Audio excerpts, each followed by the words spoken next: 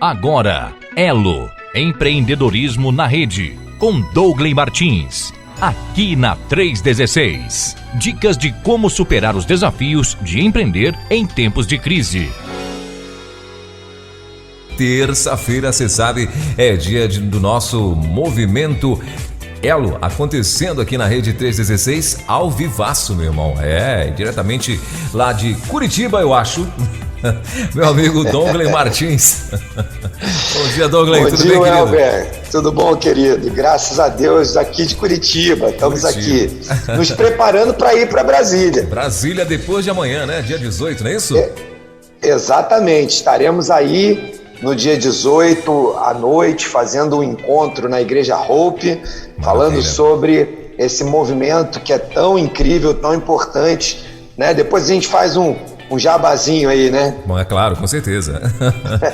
Então, daqui a pouquinho, para você que está plugado aqui na rede, se liga porque tem um convite especial. E detalhe, hein? Depois, nesse jabazinho, a gente vai deixar bem claro aí que tem que fazer inscrição para poder participar, até porque vagas serão limitadas, né? Então, fica ligado aí para você saber como é que você vai fazer para se inscrever, para poder participar desse bate-papo.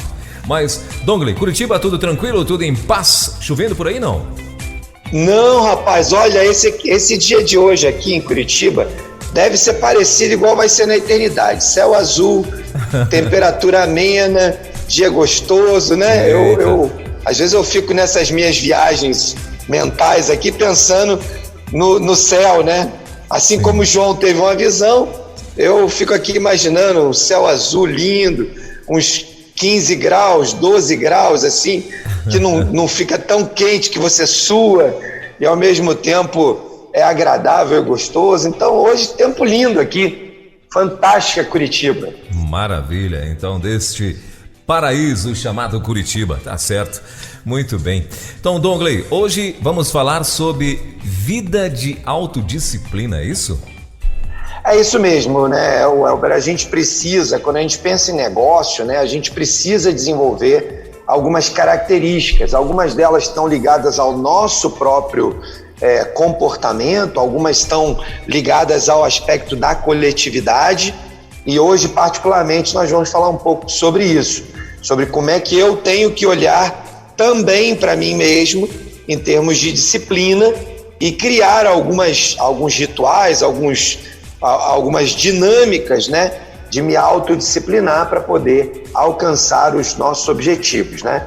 Então vamos, como sempre fazemos aqui na nossa introdução, trazendo um texto da Palavra de Deus. Eu penso em disciplina e simultaneamente na minha cabeça vem dois nomes incríveis, né?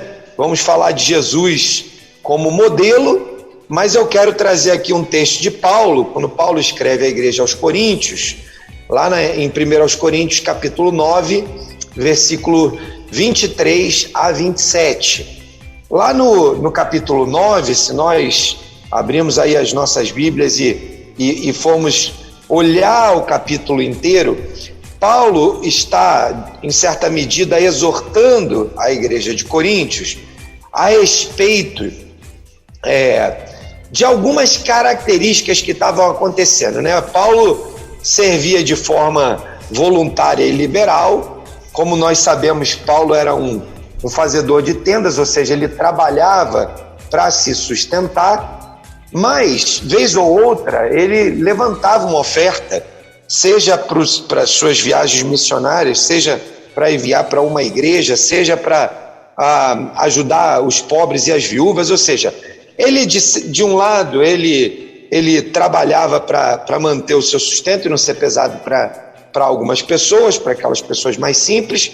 Por outro lado, ele mobilizava a igreja e buscava levantar ali as ofertas que permitiriam fazer o ministério de forma mais ampla e até de forma mais impactante. E ele começa então ali no capítulo 9 a falar sobre isso, né? Ele está fazendo uma espécie de autodefesa, dizendo para a igreja em Corinto, a respeito disso: olha, não é essa a defesa que eu faço diante de vocês. Não temos nós direito de comer e beber, não temos nós direito de levar conosco uma esposa crente, como fazem os apóstolos. Lá no versículo 5, ele começa então a fazer essa defesa. No 6 ele fala: será que apenas eu e Barnabé é que temos temos que trabalhar para levantar o nosso próprio sustento? E ele começa então a falar, a compartilhar com a igreja a respeito dessa questão do sustento, né?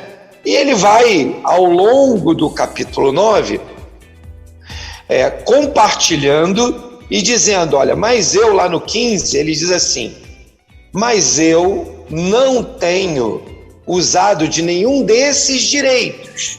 Não estou escrevendo na esperança de que vocês façam isso por mim. Prefiro morrer a pedir que alguém me prive desse meu orgulho, né? Eu não estou aqui defendendo a tese, né, de que se Paulo era ou não orgulhoso, né? As pessoas às vezes pegam uma palavra ou outra solta e se apegam naquilo. Aqui a tese de defesa não é se Paulo foi ou não orgulhoso, se o que ele fala aos membros da igreja de Corinto, quando ele escreve essa carta, é uma demonstração de orgulho ou não. O que me interessa aqui desse texto, o que nos interessa para o assunto de hoje, é que ele vai continuar dizendo, né? Contudo, quando prego o evangelho, não posso me orgulhar, pois me é imposta a necessidade de pregar. Paulo dizendo que na sua experiência com Cristo, ele, quando foi chamado para cumprir a sua vocação, né, e exercer o seu ministério, ele compreendeu, ele entendeu que a vida dele precisava sofrer algumas restrições de disciplina, porque ele tinha sido convocado e a ele, então, havia sido imposto o desafio de pregar o evangelho, né? Então ele nessa posição de alguém a quem o Senhor impôs, e ele compreende então isso, ele começa então a estabelecer algumas disciplinas na sua própria vida, a fim de que ele possa continuar exercendo esse ministério. Lá no 18 ele continua dizendo: qual é, pois, a minha recompensa? Apenas esta, que pregando o evangelho, eu o apresente gratuitamente, não usando assim dos meus direitos ao pregá-lo, porque embora seja livre de todos, fiz-me escravo de todos, para ganhar o maior número possível de pessoas. E ele continua então dizendo: olha como é interessante essa luta permanente de ser livre e de viver em autodisciplina. Veja como é permanente o desafio que a palavra de Deus nos impõe, de nós, apesar de podermos escolher, não termos o direito de escolher. E ele continua então falando agora da sua experiência de vida, né? Tornei-me judeu para com os judeus, a fim de ganhar os judeus. Para os que estão debaixo da lei, tornei-me como se estivesse sujeito à lei, embora eu mesmo não esteja debaixo da lei, a fim de ganhar os que estão debaixo da lei. E ele continua para os que não são da lei, e aí ele vai, né? Lá no nosso alvo de hoje, que é o capítulo 20, o versículo 23 até o 27, então ele começa a explicar, né?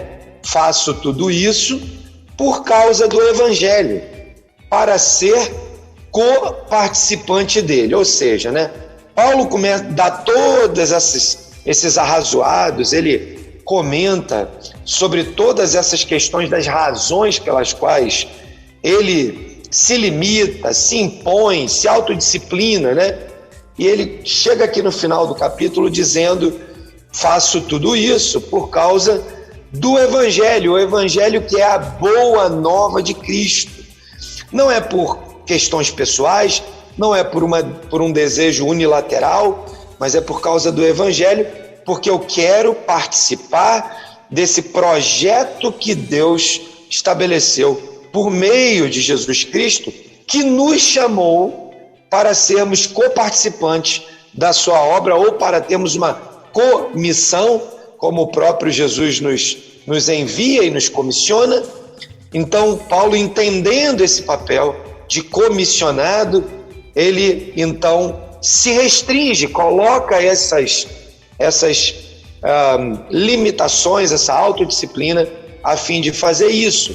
E aí ele continua dizendo: vocês não sabem que dentre todos os que correm no estádio, Paulo gosta dessa figura de linguagem, né, do atleta, dos Jogos Olímpicos, né, aquele atleta bem preparado.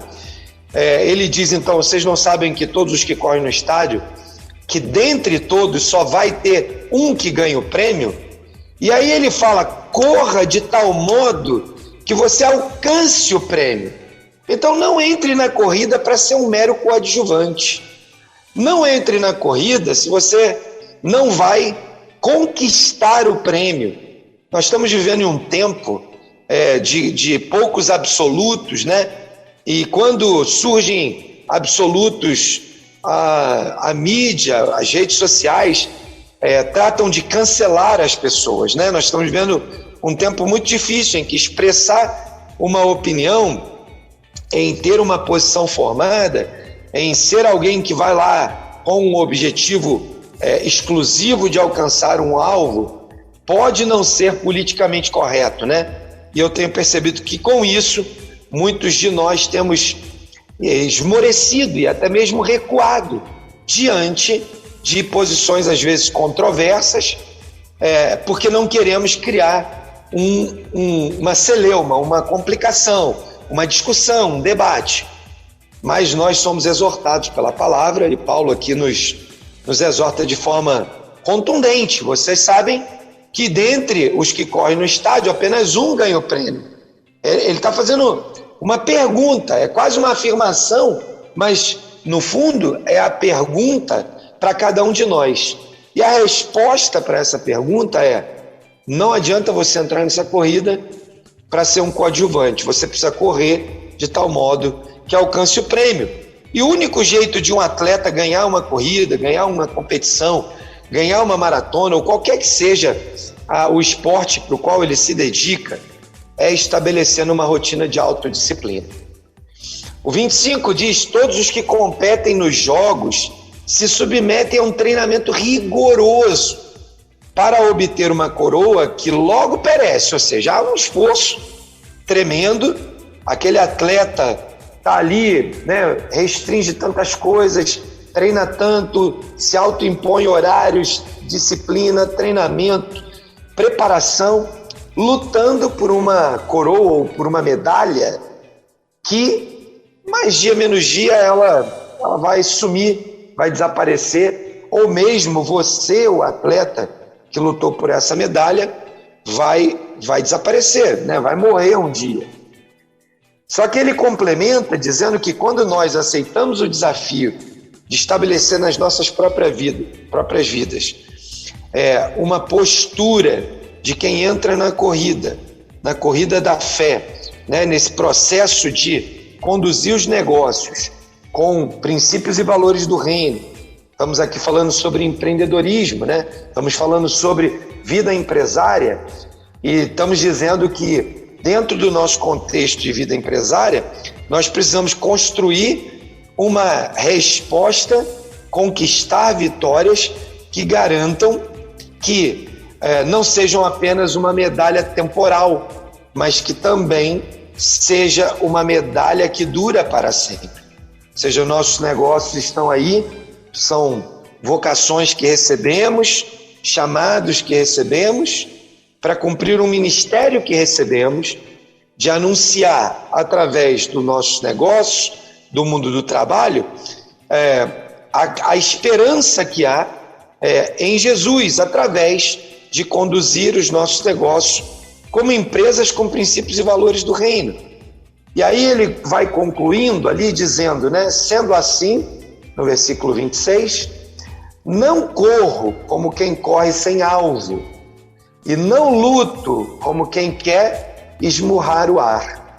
Paulo usa duas figuras muito tradicionais e conhecidas naquela época para consolidar a ideia, né?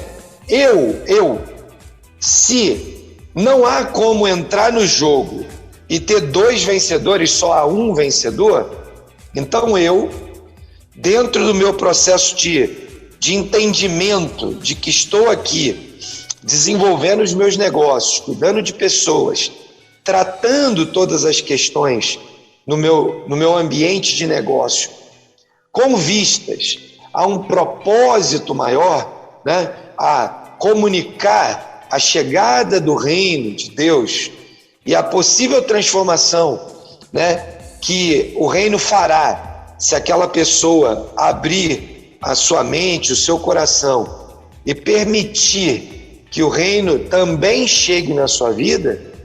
Então Paulo se coloca na posição de quem não quer perder. Ele diz: se tudo isso é verdade, se é assim que as coisas são, então eu não posso correr sem um alvo. Como empresário, como empreendedor, eu preciso estabelecer alvos na minha vida, na vida dos meus negócios, e com isso ter a disciplina de, preparados os alvos, treinar, pôr em prática, pôr em marcha vários exercícios que me conduzirão à vitória. E ele conclui esse capítulo de forma incrível dizendo: para eu poder conseguir fazer isso, eu esmurro o meu corpo e faço dele o meu escravo. Ou seja, não é mais o meu corpo que me domina, não são os meus desejos, não é aquilo que eu sinto no meu corpo, né? Nós sabemos que o velho homem fica lutando o tempo todo com a nova natureza, com a natureza de Cristo.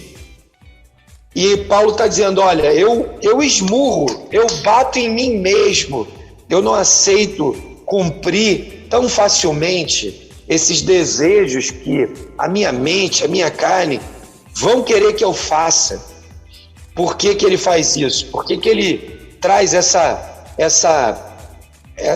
dica? Por que ele traz esse ensinamento para a igreja de Corinto? Porque ele diz o seguinte, né? Depois de ter pregado aos outros, eu mesmo não seja reprovado. Ou seja, não adianta eu ter um discurso muito bonito do tipo, faço o que eu falo, mas depois eu tenha que ser exortado pelo não faça o que eu faço, porque o que eu faço não é necessariamente aquilo que o reino de Deus estabelecido em mim mandaria que eu fizesse. Então Paulo está reconhecendo sua limitação, dizendo: cara, eu preciso treinar, eu preciso me limitar, eu preciso brigar contra a minha velha natureza o tempo todo, porque efetivamente é impossível viver sem vigiar, sem prestar atenção e não cair no risco, e não cair na prática de dizer às pessoas: faça o que eu falo, mas não faça o que eu faço. Esse tipo de autodisciplina, de viver uma vida coerente entre o que eu falo e o que eu faço, era o grande desafio de Paulo, mas também é o grande desafio de cada um de nós, particularmente no mundo empresarial. Eu costumo dizer que há batalhas que não são mais necessariamente mais no campo espiritual mais difícil do que outra, né? No campo espiritual, passar por um processo de corrupção ou passar por um processo de mentir quando alguém atende o telefone e você manda dizer que não está, no campo espiritual é pecado igual. Não há distinção entre pecados pequenos e pecados grandes, pecados aceitáveis e pecados cruéis, abomináveis. Matar não é menos pecado do que mentir. Logo, do ponto de vista espiritual, há uma batalha dentro de nós para não matar e para não mentir, para não roubar e não adulterar, para não ser obsceno e não fazer suborno. E assim, no mundo espiritual, as batalhas são travadas em todo o tempo, no maior nível de tensão que a gente possa imaginar. É o diabo tentando, né, nos destruir nesse campo espiritual. Mas, no campo natural, no campo das nossas vidas aqui terrenas, certamente que há consequências a respeito do pecado que nós lutamos tão tenazmente, como Paulo costuma dizer, né, que fazem com que transmitam, né, ou produzam consequências diferentes.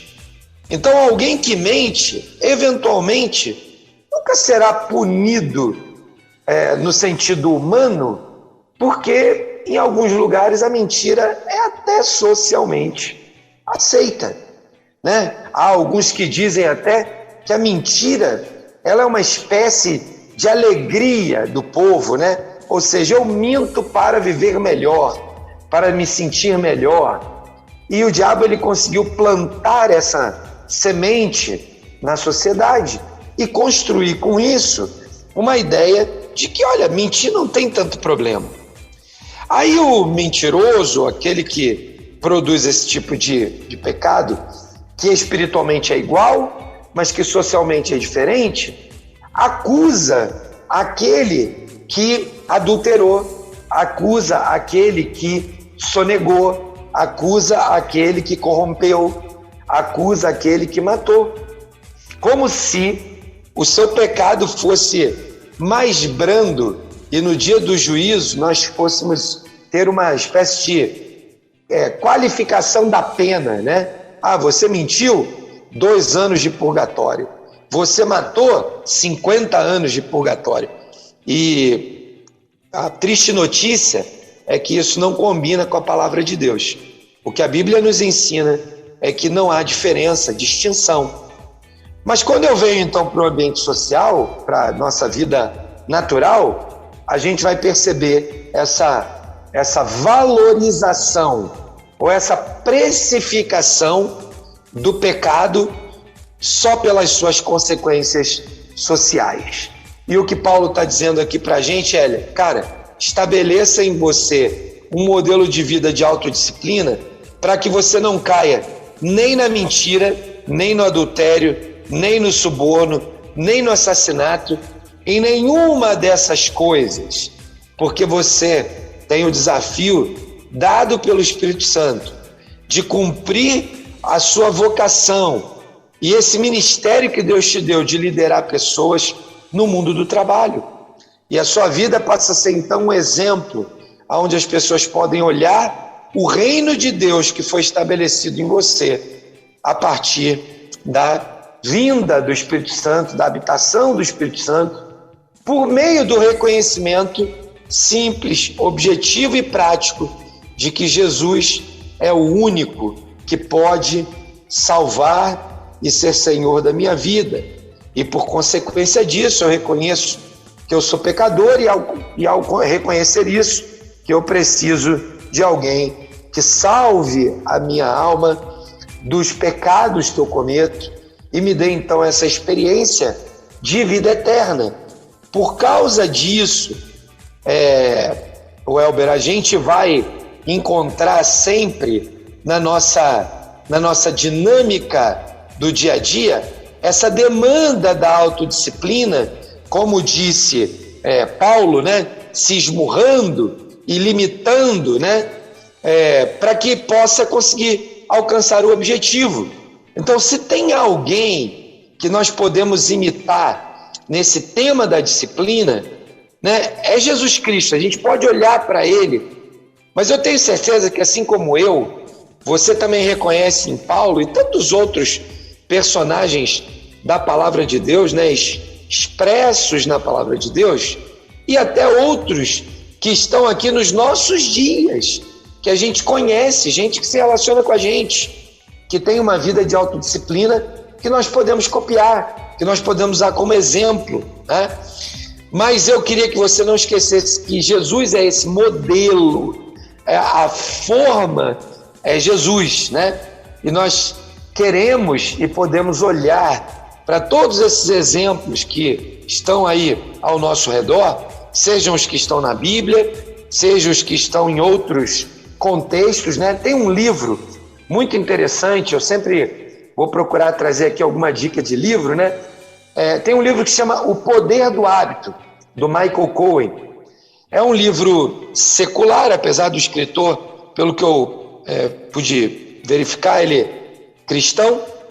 É uma leitura muito boa e ele fala sobre esses hábitos, né? Como é que a gente desenvolve os bons hábitos. E ele vai falar muito sobre essa questão da disciplina, que permite que você desenvolva uma disciplina ao fazer os seus negócios, né?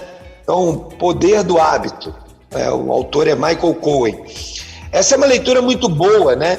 E a gente pode ter esses outros materiais, acessórios, que nos ajudam, em certa medida, a compreender, né, o nosso processo de desenvolvimento em áreas da nossa vida, particularmente o empreendedor, o empresário, em áreas do mundo dos negócios, né?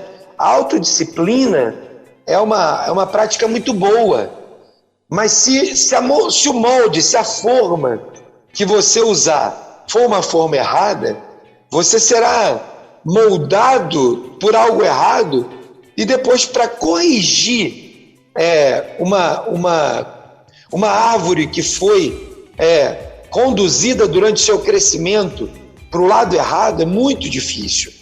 Para você pegar um vaso de barro que você modelou, colocou ali do formato que você queria, depois que ele seca para você botar em outro formato, é muito difícil.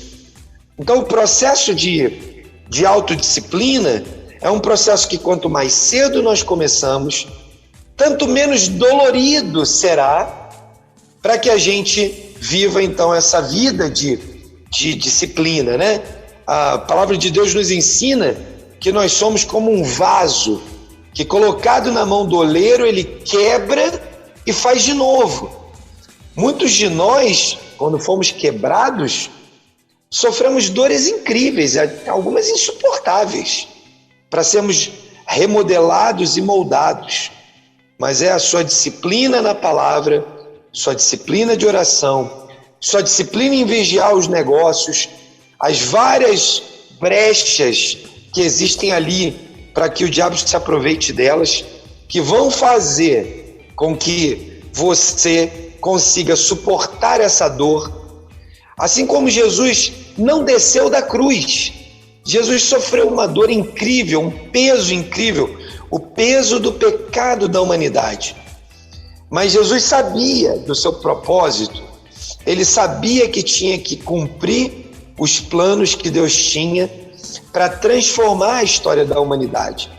Então, nós somos desafiados a termos um nível de disciplina semelhante a esse, que não abandona a sua empresa à mercê de valores, de movimentos, de ventos, de ideias que não colaboram, que não estão alinhados, que não cooperam conjuntamente com a palavra de Deus, para que você possa ver o seu negócio crescendo de forma estruturada, bem-sucedida, mas firmada em princípios e valores da palavra de Deus.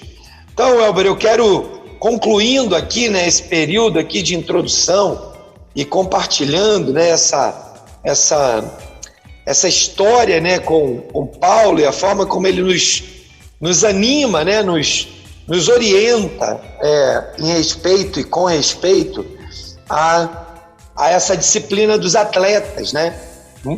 Talvez a gente precise bater um papo com algum atleta profissional. Se você é empresário aí na sua região, tem algum tipo de atleta que você conheça, né, ou que você pode acessar esse atleta profissional, para bater um papo com ele e entender como é a rotina da vida desse atleta, você vai entender com muita facilidade a ideia de autodisciplina na vida empresária.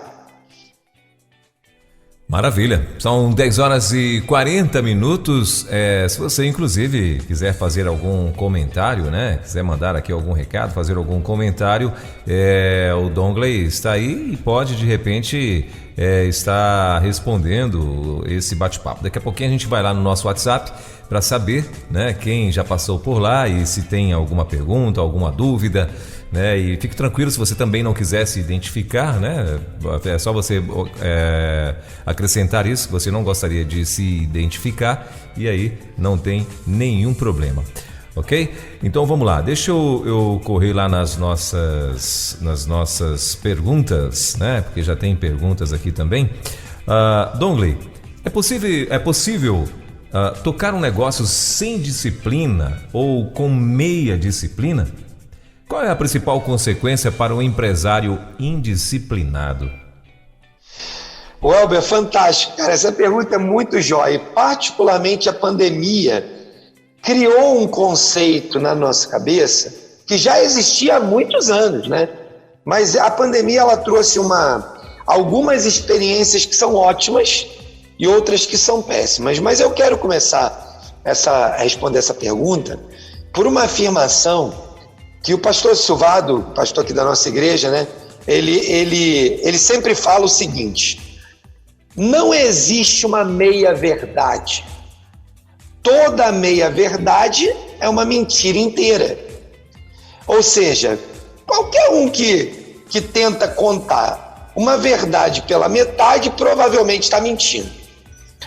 A mesma coisa e o mesmo paralelo eu quero fazer com essa história da meia-disciplina, né?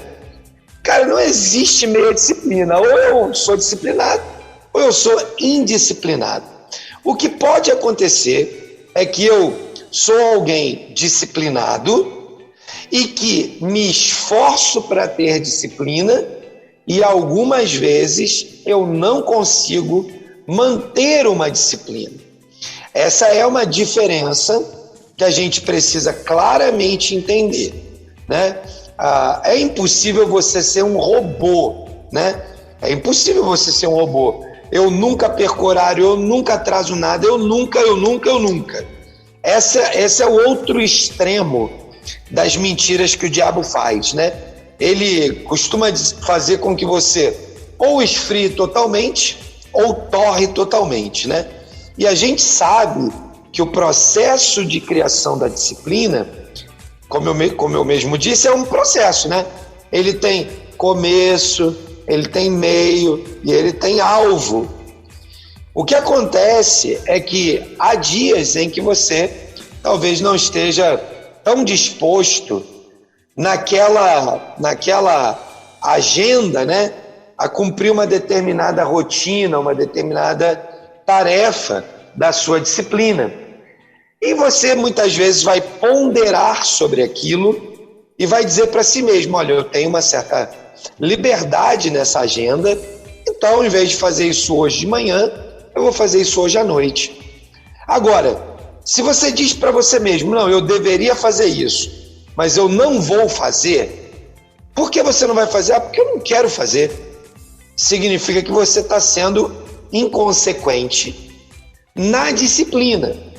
E aí eu separo muito bem aqui essa ideia de ser disciplinado e fazer escolhas dentro da minha rotina, ter a liberdade de gerenciar a minha agenda, da pessoa que não cumpre as agendas, não cumpre as rotinas, os objetivos e metas que estabeleceu, porque simplesmente negligenciou a disciplina de fazer. Aquela pessoa que não lê a Bíblia porque não tem um horário e um local definido para fazer aquilo diariamente, ela não é que ela seja indisciplinada, ela simplesmente é negligente. Indisciplinado é alguém que, por alguma razão, não cumpriu a disciplina, né? E negligente é aquele que não tem a disciplina, né? Então, para a gente estabelecer aqui talvez alguns conceitos. Então, voltando para a pergunta, é possível tocar ou conduzir, né, um negócio com meia disciplina? eu vou dizer assim, a minha opinião, a minha percepção, né? Nós temos um dia de 24 horas, temos pelo menos 8 para dormir e temos pelo menos 8 que deveríamos focar em trabalhar, e temos 8 para todas as outras coisas, né? Talvez uma forma, não sei se é a melhor, mas é uma forma de você estabelecer uma disciplina na sua vida, né? Então, olha, eu durmo 8 horas, eu trabalho 8 horas e eu faço todas as demais coisas. Tempo com a minha família, tempo de lazer, tempo de estudo, tempo de leitura, nas outras 8 horas. De modo que, se eu tiver um pouquinho de ordem no meu dia, cada uma dessas partes das 8 horas será suficiente para fazer o que eu tenho que fazer. Então vamos para as 8 horas do trabalho. Alguém que quer construir um negócio e está começando esse negócio, qual que é a chance de você construir esse negócio sem trabalhar duro por ele, né? E aí eu volto para o que eu falei logo no começo, nessa história da pandemia. No passado, as pessoas costumavam a dizer assim, eu trabalho na fábrica tal, no comércio tal, na empresa tal, mas eu faço um bico, né? O famoso bico. O que era o bico? O bico era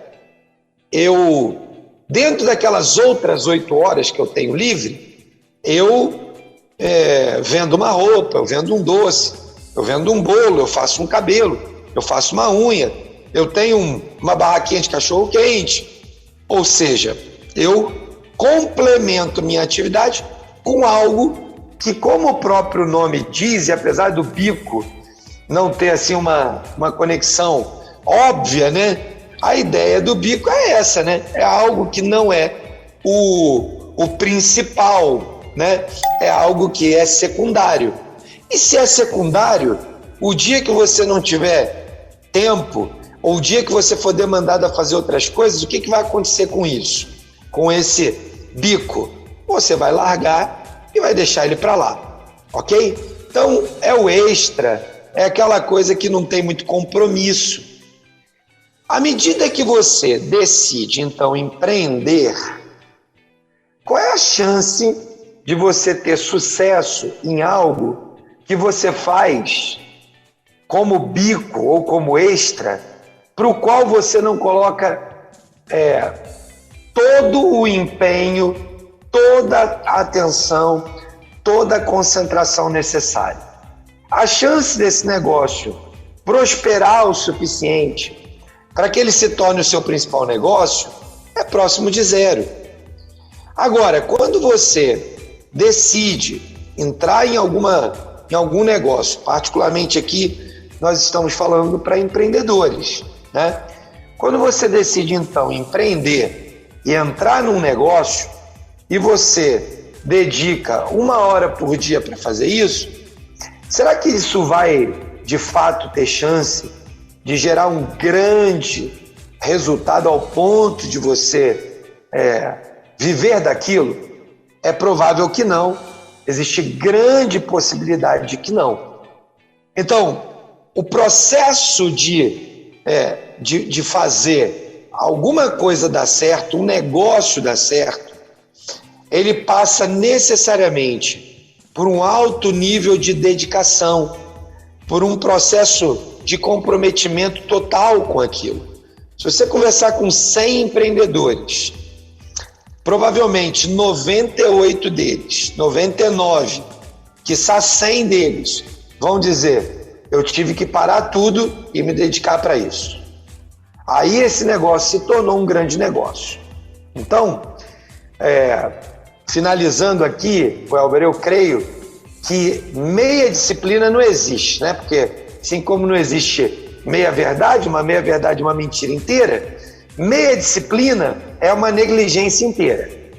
Então, a gente precisa de disciplina para construir bons negócios. O empresário indisciplinado, ou aquele que pretende ser um empresário e que não quer pagar o preço de se dedicar totalmente ao empreendimento, possivelmente fará parte das estatísticas do Sebrae, que dizem que 90% das empresas fecham no primeiro ano. E como cristãos, como homens e mulheres interessados em cumprir uma vocação e um chamado, se há um chamado da parte de Deus para empreender, seria bom se você obedecesse, né? Seria bom que cada um de nós ouvíssemos então a voz de Deus, largássemos, né, aquilo que nos distrai, focássemos a nossa atenção para cumprir o chamado e a vocação. O problema histórico, Elber, é que a maioria de nós aprendeu que chamado e vocação é só para o ministério na igreja. E hoje nós estamos aí, né, trabalhando, conversando e compartilhando com tantos empreendedores a respeito desse princípio bíblico de chamado e vocação para o mundo do trabalho. Então, se você foi chamado para o mundo do trabalho por Deus, e se você recebeu essa vocação de Deus de cuidar dos negócios, então, meu irmão, pare, ore, peça a direção de Deus e vá se dedicar 100% ao seu negócio. Porque o único jeito de você construir uma empresa bem-sucedida é com altíssima disciplina e foco total naquilo que você vai fazer. É isso aí, ó. Muito bem, é isso aí. Então, estamos hoje conversando aqui mais uma vez no nosso Movimento Elo com o Dongley Martins e falando hoje sobre vida de autodisciplina.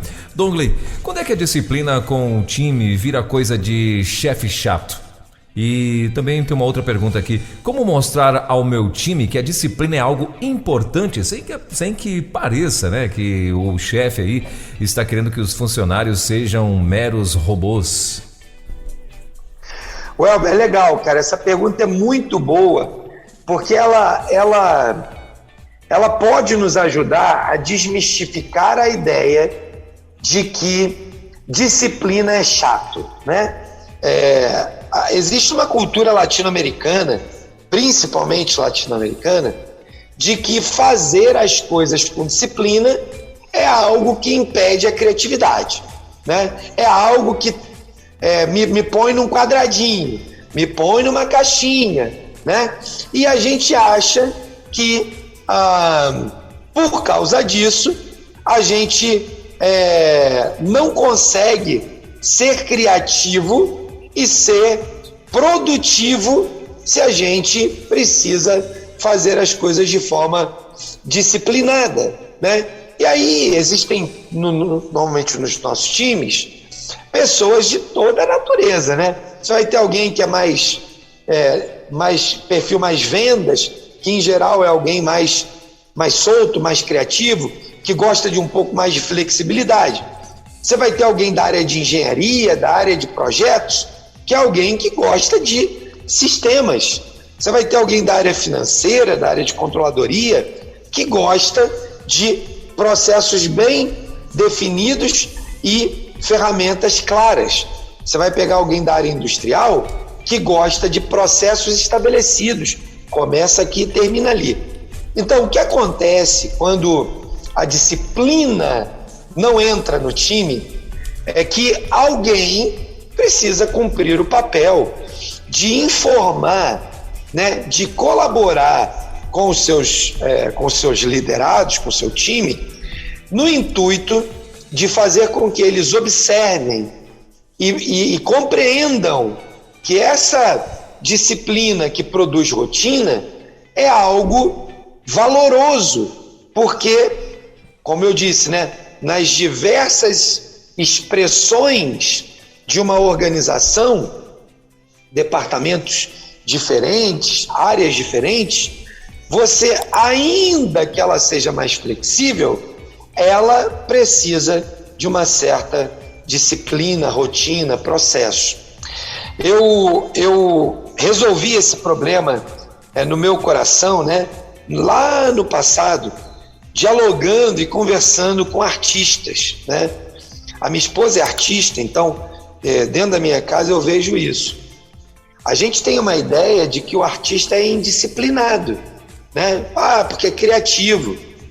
Mas quando você conversa com artistas que são bem-sucedidos e prósperos no que fazem, não estou falando financeiramente, estou falando em relação ao seu trabalho, né? Ou não só financeiramente, mas em relação ao que produz, você começa a descobrir que o que acontece na prática é que você tem muita transpiração, né?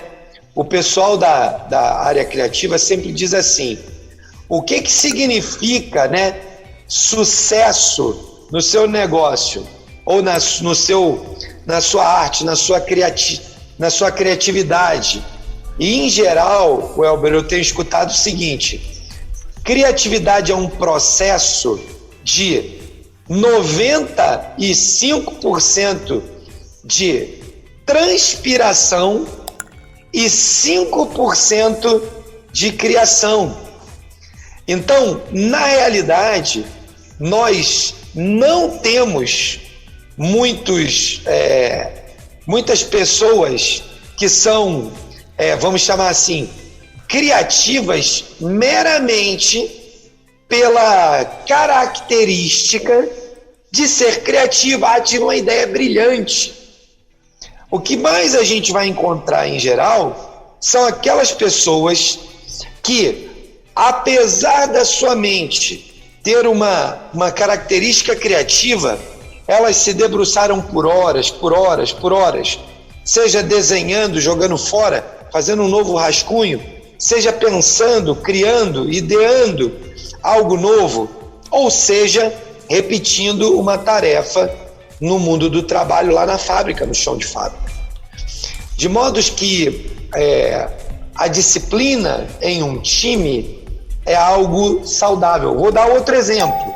Por exemplo, uma empresa que não tem uma rotina de analisar os resultados das suas áreas, analisando a performance, tendo objetivos e metas, tendo indicadores que apontam se esses objetivos e metas estão sendo cumpridos ou não, corre um grande risco de ficar como um barco à deriva no oceano, que não vai para lugar nenhum. Por quê? Porque não consegue saber como o seu negócio vai performando. Então, existem várias formas de a gente implementar no nosso grupo algumas rotinas que permitam que esse sistema de disciplinas contribuam não só para o negócio, mas para o desenvolvimento da nossa equipe. Então, esse exemplo de você ter uma reunião mensal, então você marca lá toda segunda-feira do mês, ou toda segunda, terça-feira do mês, não importa qual é o dia, você define isso com o seu time e você combina então de dedicar ali 2 horas, sentado com eles, olhando, define 1, 2, 3 objetivos para aquela área, né? Para que aquelas pessoas saibam o que elas devem fazer e você saiba o que deve cobrar. E aí todo mês você se encontra ali naquela agenda. O que você está criando? Está criando uma rotina. E o que a rotina faz? Gera disciplina. Então, na hora que você coloca essa rotina de toda segunda-feira do mês, ou terça, você favoreceu os seus colaboradores a desenvolverem uma disciplina.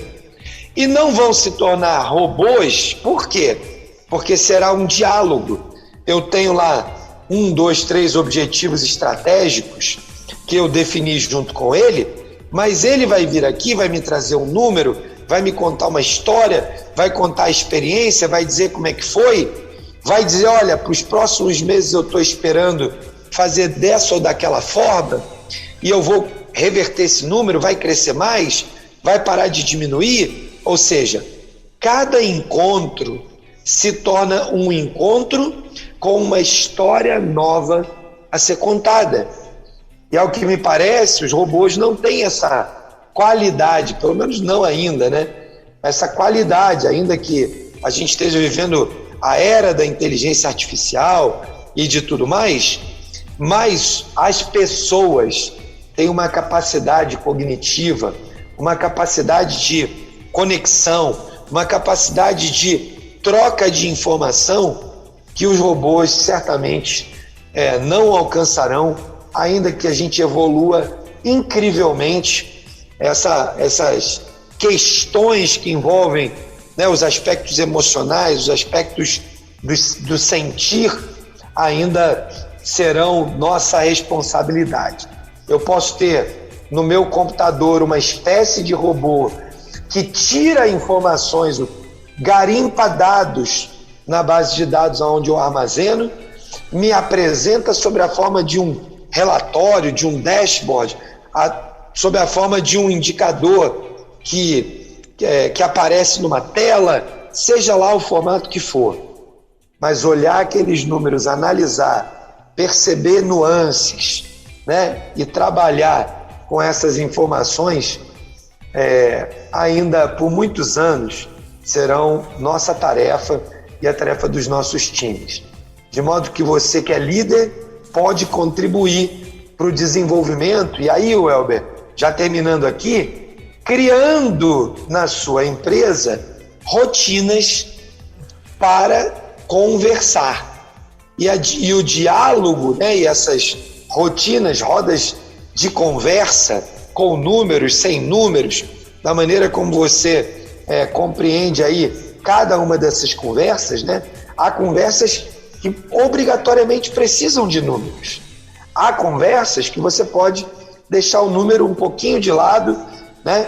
E obter ainda assim muita informação. E essa disciplina virá, primeiro de você, líder, criar as rotinas para que o seu grupo se desenvolva.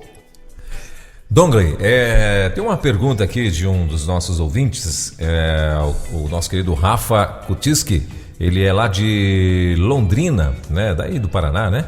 Legal. E ele está dizendo o seguinte: estudando um pouco sobre que Jonathan Edwards compôs resoluções para avaliar semanalmente a sua vida, todas fundamentadas pela palavra de Deus, ele as lia semanalmente e procurava se autodisciplinar para cumpri-las pela graça. Seria como os alvos que o irmão fala? O senhor acha que seria uma estratégia válida? E tem mais aqui, ele botou: essas resoluções cobriam todos os aspectos da sua vida. Legal, excelente colocação do Rafa. Rafa, obrigado aí por estar com a gente, acompanhando a gente.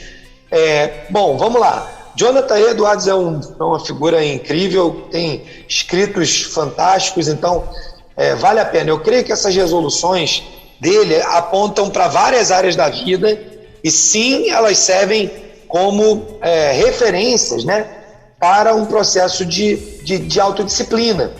Talvez o que a gente aqui busca sempre quando a gente pensa em termos de mundo empresarial, né, quando a gente pensa nas nossas empresas ou no nosso ambiente de trabalho, talvez existam resoluções que vão além dessas resoluções de ter uma rotina, uma disciplina diária de algo, né? Talvez elas passem por me preparar melhor, então significa que eu vou fazer uma faculdade, vou fazer uma pós-graduação, um mestrado, para me preparar melhor. Talvez signifique que eu precise implementar na minha empresa uma rotina de reuniões com a minha equipe. Talvez signifique que na minha disciplina diária eu precise incluir vida de oração pelos funcionários da minha empresa. Talvez signifique que eu deva ter propositalmente um plano, um projeto, uma iniciativa de cuidar das pessoas que o Senhor colocou na minha empresa. Então eu sugiro, Rafa, que você estenda a visão, né?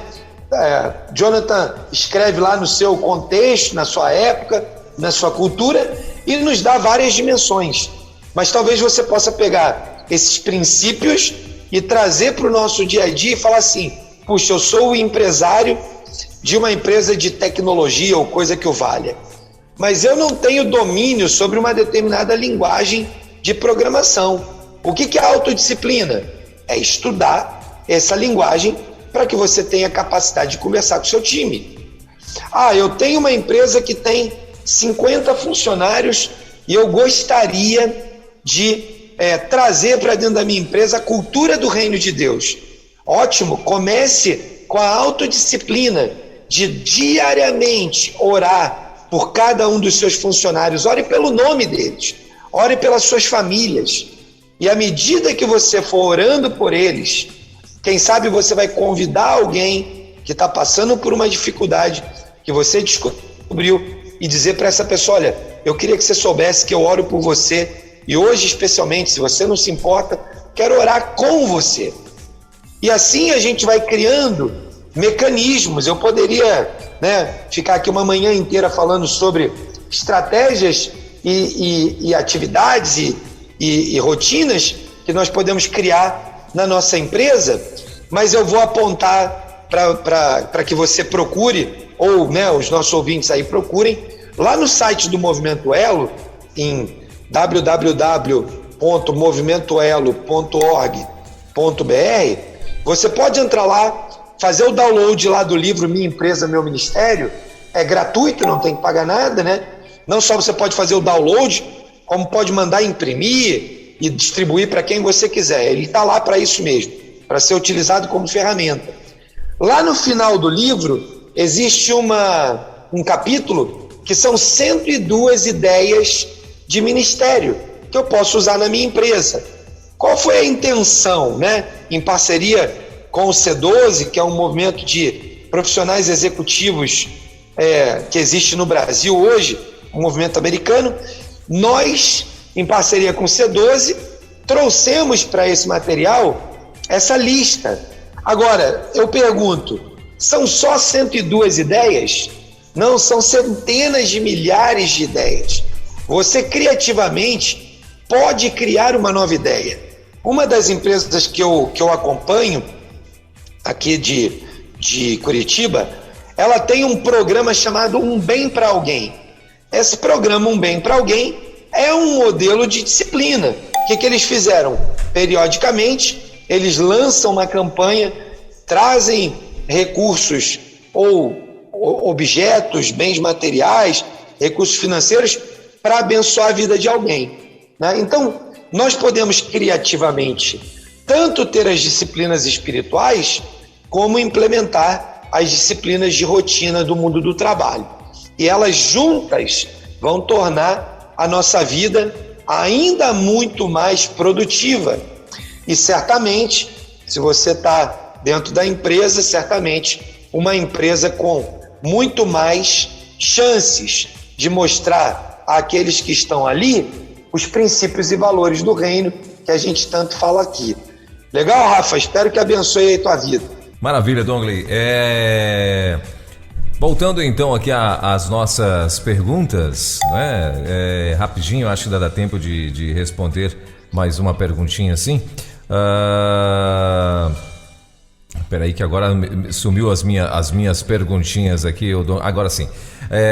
A pergunta que eu queria fazer para você era o seguinte: há funcionários que são bons, mas pecam na disciplina. Como lidar com um funcionário que é talentoso, mas que peca em aspectos como horário, prazos e etc? Aliás, horário é um grande problema, né, Dongley? Eu acho que esse aí é um problema sério de muitos líderes, Muitos líderes têm que lidar com isso. Eu gosto de comparar, essa pergunta ela é comparável ao time de futebol, aos atletas, de novo. Para quem é mais antigo, como eu aí, cinquentão, a gente vai lembrar da seleção e dos atletas, aqueles atletas incríveis como foi Romário na seleção brasileira. Bom, muita gente diz, eu não conheço, mas muita gente diz que Romário não gostava muito de treinar, mas era um atleta excepcional, um brilhante. Bom, eu quero começar dizendo o seguinte: num time é importante que a gente faça acordos. Sabe aquela história do combinado não é caro? Se você tem um time e o time inteiro concorda que uma pessoa que não cumpre horário pode fazer parte daquele time, sem que isso crie no time uma impressão equivocada ou um comportamento ruim, eu sou daqueles líderes que acredito que o time delibera coisas para o seu próprio time, ok? Então eu tenho essa natureza. Eu sei que deve ter amigos, irmãos aí nos ouvindo, que devem estar dando pulo de 2 metros falando, o Dongley alucinou agora de vez, né? Regra é regra, não pode ser descumprida, mas é como eu disse, eu já faço aqui o disclaimer, né? O Dongley, enquanto líder, é um líder que gosta da ideia de que o time faça acordos entre ele, porque isso faz com que haja uma certa flexibilidade e liberdade, ao mesmo tempo de que a regra está combinada entre todos. Agora, se você, por exemplo, tem um operador de máquina, você é uma indústria, você tem um operador de máquina, e o que um produz alimenta o que o outro vai produzir, é impossível você flexibilizar, por exemplo, horário. Por mais que o time fale que tudo bem se chegar atrasado. Não está tudo bem, porque a máquina só vai começar a funcionar quando o operador chegar, e se ele não chegar, toda a linha de produção estará comprometida. Então, há cenários no mundo empresarial diferentes, né? O mundo empresarial é como uma paleta de cores, né? Cada lugar tem uma característica. Se eu sou o líder do chão de fábrica de uma indústria que produz em série, cara, horário é inegociável. E se tem alguém, mesmo que talentoso, que não cumpre horário, restam 2 alternativas para o líder. Explicar para ele que o talento dele pode levar ele a crescer dentro da empresa, mas que a indisciplina dele no horário vai levá-lo para fora da empresa. Só restam essas 2 alternativas. Ou ele compreende e cumpre horário, ou ele estará fora da empresa. Não tem alternativa para isso. E aí, a disciplina tem que falar mais alto do que a flexibilidade. Agora, nós somos uma agência de marketing, que tem uma certa flexibilidade. Seja flexível com o seu time. Nós temos uma empresa comercial, né? Um varejista. Talvez você possa ter horários diferentes. Um entra mais cedo, um entra mais tarde, e aí você tem que fazer a gestão do que é disciplina e do que é inegociável. Eu creio que essa habilidade que o líder tem que ter de ser flexível para lidar com os aspectos diversos dos nossos negócios é que vai definir se aquela questão do horário precisa ser rígida e radical ou se ela pode ser flexível e tolerável. Aí é muito pouco tempo, né, Welber, para a gente falar aqui de todos os possíveis exemplos que existem. Mas eu recomendaria ao líder que ele olhe para o seu negócio e defina claramente aquilo que não é negociável por força da característica do negócio e sente com a sua equipe e discuta com ela, gente, olha, isso aqui é inegociável. Outras coisas vocês podem até flexibilizar, mas esse tema aqui é impossível. Entendeu, Welber? Eu acho que tem essa característica aqui que a nossa audiência precisa compreender.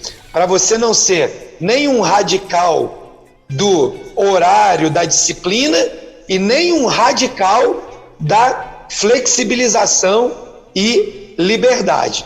Qualquer um dos 2 radicais é perigosíssimo para o mundo dos negócios.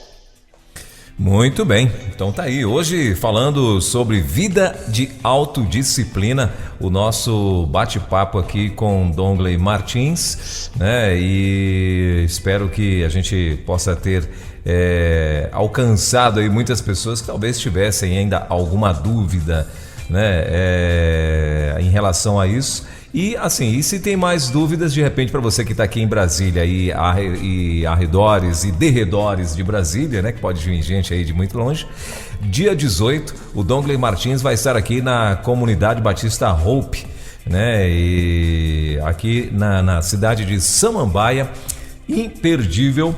E quer falar um pouco sobre esse evento, Dongley? Vamos lá, então nós vamos estar aí então no dia 18 à noite às 20 horas. Daí, Welber, depois se você puder compartilhar aí no Zap, né, da Rede 316, eu mandei no teu WhatsApp aí. Sim, o material, depois compartilha lá com os nossos ouvintes, né? Mas o que vai acontecer é que nós estaremos ali à noite reunidos. Você precisa se inscrever nesse link que está ali, então se você ainda não tem o WhatsApp da rádio, precisa se conectar aí pelo WhatsApp. Depois o Elber repete aí para você o número do WhatsApp e aí você faz a sua inscrição. Lá nós vamos conversar exatamente sobre esses princípios de vida empresarial no reino ou empresas do reino, o chamado e a vocação para o mundo do trabalho. Estaremos ali com vários pastores, empresários. Então, se você é pastor, quer saber um pouco mais de como é que você pode conduzir um ministério com empresários na sua igreja, você é nosso convidado. Se você é empresário, quer ouvir um pouco sobre como você pode começar um ministério na sua empresa, vem, você é nosso convidado. O evento vai acontecer então em Brasília. Você que é aí de Brasília e dos arredores, pode se inscrever e participar. Maravilha. E aí, Welber, no dia seguinte, eu vou estar em outro evento, que é o evento do Instituto Tela, também falando sobre esses conceitos. Então, você tem aí em Brasília, nessa mesma data, 18, 19 e 20, 2 grandes eventos sobre, né, esse ambiente de empresas do reino, né? Então, se aproxime, venha conhecer tantas coisas que estão acontecendo no mundo empresarial e como nós podemos conduzir os nossos ministérios, o chamado que Deus nos deu para o mundo do trabalho. Maravilha. Então, o WhatsApp para você se inscrever é o 619-9425-4927. Daqui a pouquinho a gente vai estar repetindo aqui para você que de repente quiser fazer aí essa inscrição. Dongley, muito bom estar contigo mais uma vez nessa terça-feira. Então, na quinta-feira a gente vai se encontrar. Com certeza, com certeza. Privilégio enorme. Mais uma vez, um abraço para toda a nossa audiência. Vamos juntos aqui toda terça-feira. Sempre um privilégio servir ao Senhor e também compartilhar com toda essa gente querida, né, espalhada pelo Brasil e pelo mundo, acompanhando a Rede 316. Welber, até quinta aí, nos vemos aí pessoalmente. Valeu, Dongley, obrigado, querido, Deus te abençoe, muito bom, até quinta-feira. E esse foi mais uma edição aí, então, do nosso Movimento Elo Empreendedorismo Conectado ao vivaço aqui com você na Rede 316. Elo Empreendedorismo na Rede, com Dongley Martins. Baixe agora os podcasts em nossa plataforma rede316.com.br. Dicas de como superar os desafios de empreender em tempos de crise.